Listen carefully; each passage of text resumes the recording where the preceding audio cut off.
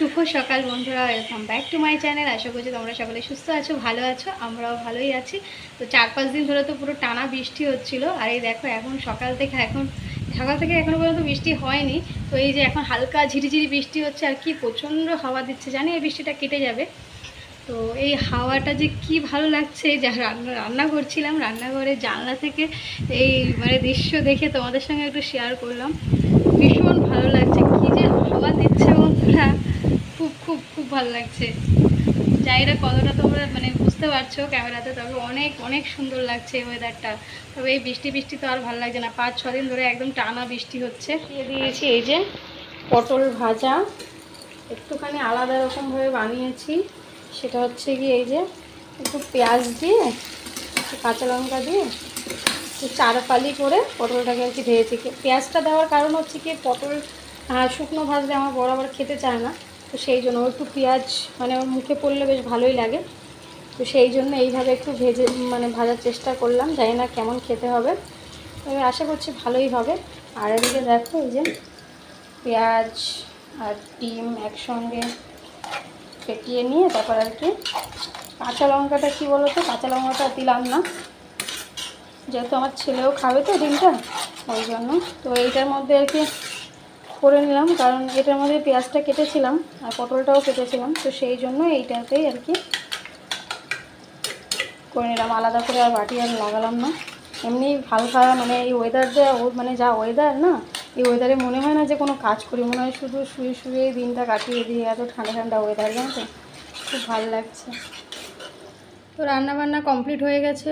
এই যে ডিম ভাজা করে নিয়েছি পেঁয়াজ দিয়ে, কাঁচা লঙ্কা তো দেইনি। আর এদিকে হচ্ছে যে পেঁয়াজ পটল দিয়ে আর কাঁচা লঙ্কা দিয়ে একটু মশলা দিয়ে ভেজে নিয়েছি।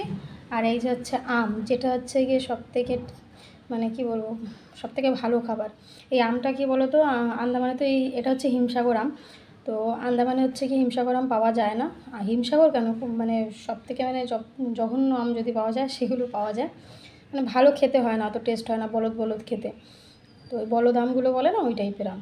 তো এইটা আর কি, এই আমটা আর কি একটা দাদা আর কি, সবজিওয়ালা দাদা আর কি নিয়ে যাচ্ছিলো, তো ওখান থেকে 1 কেজি কিনেছি। দামটা একটু বেশি নেয়, তো সবসময় পাওয়া যায় না। দাদাটা কলকাতা থেকে নিয়ে এসছে মাল, তো সেই আর কি ওখান থেকে কেনা হয়েছে।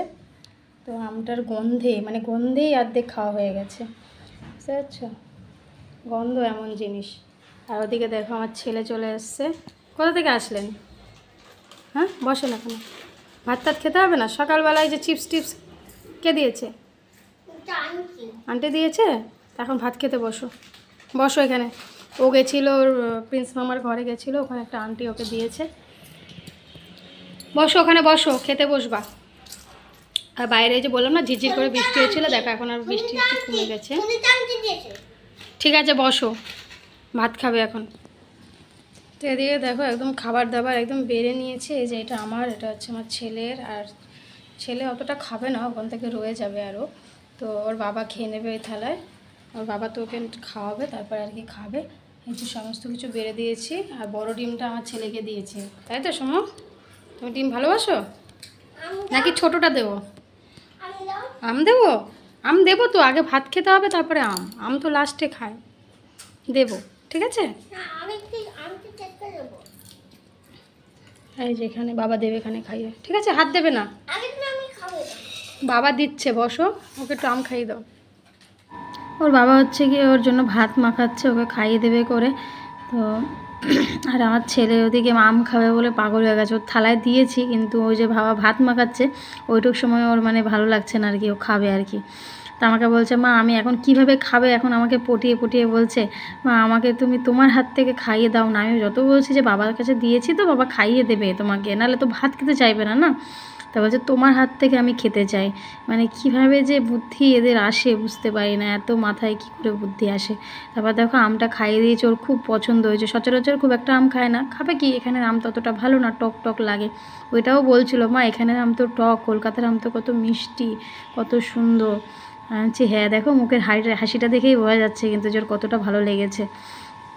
এদিকে আমিও একটু আম খেয়ে নিলাম, এক টুকরো নিয়েছি, আমটা দিয়ে শুরু করলাম। ছেলে অর্ধেক খেলো ওই আমটা, আর আমি অর্ধেক খেলাম, ওকে যে টুকরোটা খাওয়াচ্ছিলাম।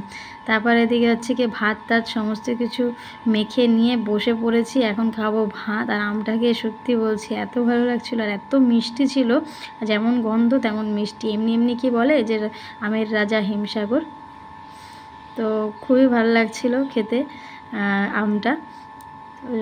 এই বছরের বোধহয় এটাই লাস্ট, এটাই শেষ, মানে এটাই প্রথম এটাই শেষ, ভুল বললাম একটু, কিছু মনে করো না। তো এখানে যেহেতু বললাম যে ভালো আম পাওয়া যায় না, আবার কলকাতা যাব সামনের বছর, যখন যাব সামনের বছর যাওয়ার ইচ্ছা আছে তখন খাবো। আর পটল ভাজাটাও খেতে খুব ভালো হয়েছিল।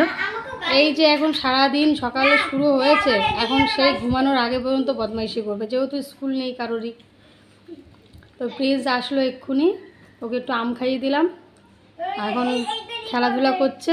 এদিকে আমার বড়মশাই খাচ্ছে, দেখো কি পরিমাণে দুষ্টুমি করে। দেখো এতে বিছনা কি গুছাবো আর কি গুছাবো, গুছিয়েও কোনো লাভ হয় না। এরা সারাদিন বাইরে দেই, লেগে যাবে তো, কি করিস ওগুলো, কি সব খেলা খেলে দেখো একটু, এগুলো কি খেলা অ্যাকচুয়ালি কি করবে, এরা তো বাইরেও সেইভাবে খেলতে পারে না, না এই ঘরের মধ্যেই যা ইচ্ছা করে। সকালবেলা দেখেছি ব্যাট বল দিয়ে নিচে বসে খেলছিল। আর এদিকে আমি খাচ্ছি, আম তো আগেই খেয়েছি, ভাতে খাওয়া কমপ্লিট, এখন হচ্ছে আমের আটি।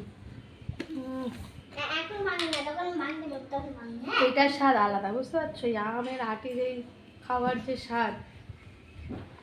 যখন কলকাতায় ছিলাম কত আম থাকতো, বুঝলো, তখন অতটা আম মানে মা জোর করতো, কেটে কেটে দিত, তাও খেতাম না। এই আমের সিজনে আমাদের ঘরে প্রত্যেক দিন, আমাদের ঘরে কেন কলকাতার প্রত্যেকটা ঘরেই আম আম থাকে।